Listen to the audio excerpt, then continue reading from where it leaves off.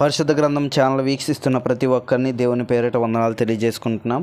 ప్రేమ, సంతోషము, సమాధానం సదా మీకు తోడేండి నడిపించునుగాక. నిన్నటి దినాన్న కీర్తన గ్రంథం 109వ అధ్యాయం చదువుకున్నాం. ఈరోజు కీర్తన గ్రంథం 110వ అధ్యాయం చదువుకున్నాం.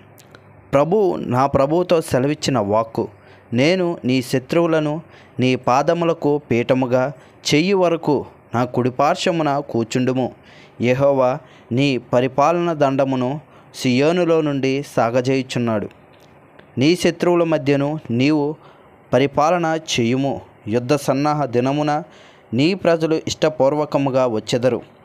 నీ యవ్వనస్తులలో శ్రేష్ఠులు పరిశుద్ధలంకృతులై మంచు వలె అరుణోదయ గర్భంలో నుండి నీ యొద్దకు వచ్చెదరు.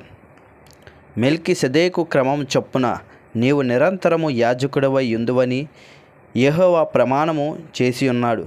ఆయన మాట తప్పనివాడు. ప్రభు నీ కుడిపార్శ్వమందుండి తన కోపదినమున రాజులను నలగొట్టును. అన్ని జనులకు ఆయన తీర్పు తీర్చును. దేశము శవములతో నిండియుండును.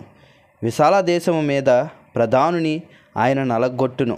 మార్గము ఏటి నీళ్లు పానము చేసి ఆయన తల ఎత్తును. ఇంతటితో కీర్తన గ్రంథం 110వ అధ్యాయం పూర్తయింది. రేపటి దినాన్న కీర్తన గ్రంథం 111వ అధ్యాయం చదువుకుందాం. ప్రేమ, సంతోషము, సమాధానం సదా మీకు తోడేండి నడిపించునుగాక. ఆమేన్.